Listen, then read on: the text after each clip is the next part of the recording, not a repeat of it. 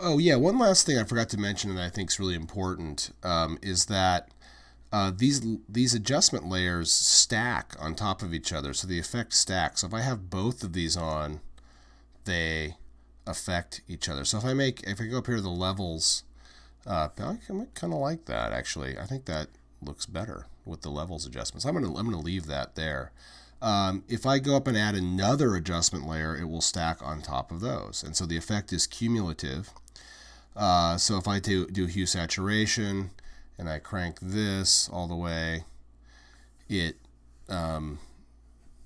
it stacks with all the other adjustments I've made previously. If I take this and move this to the bottom of the stack, the effect will change because the order in which the layers are applied makes them respond differently. So I'm going to go ahead and throw that away because we don't need that. The other thing I can do is just have it selected and then hit the delete, the trash button down there. So I think that looks better. That's interesting. That was it before I added the levels on there, and now I've added the levels. I like that even more. And so, like I said, just you really got to experiment with this stuff, and don't be afraid to try things out. Some things will work, some things will make it look ridiculous, and just get in there and go at it. All right, so here's our last bit of housekeeping. Just how to take care of our files and save them out the right way. So we saved this initially at the very beginning as a PSD document, a Photoshop document. So we're in good shape there. So we just need to make sure we're saving it as we go. So File, Save. And you'll notice there's a shortcut, which is the same as any other computer program just about, which is Control S or Command S on the Macintosh. But I think it's Control S on Windows. So we've saved our Photoshop document. So we're done. So if I close this and I want to go back and make corrections because I've saved my layered Photoshop document, all I have to do is open it back up, open this back up in Photoshop, and I can go back and make my adjustments and go back in, and everything's totally flexible. It's good.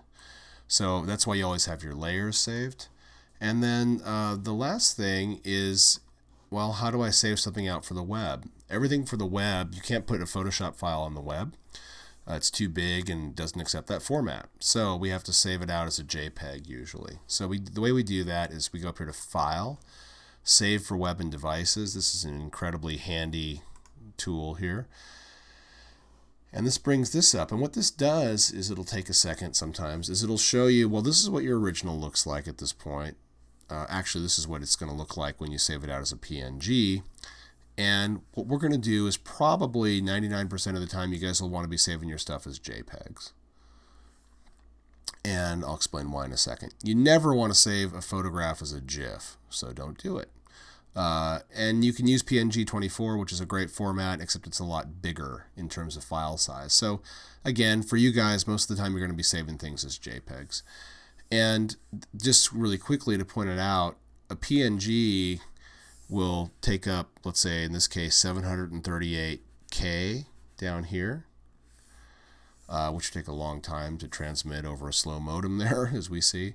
Whereas a JPEG at high quality will only take up 148K.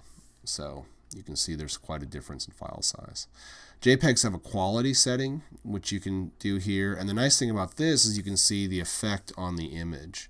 And so you can see, well, I can take this down to 56. My file size drops even more to under 100K to 86K. And the image still looks pretty good. So that might work out swell for you.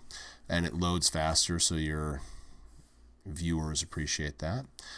The other thing you can do is also actually change the size of the image. And this is the beautiful thing about this is it does not affect your original. That's what you want.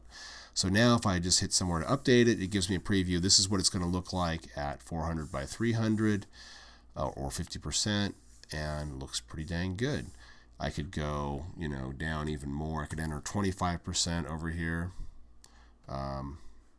Click somewhere else to update it.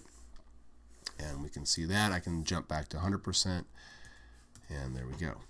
So when I'm ready here, all I have to do is I double check. Okay, this is going to be 56 quality, medium, 86K. That looks great. And go ahead and hit save.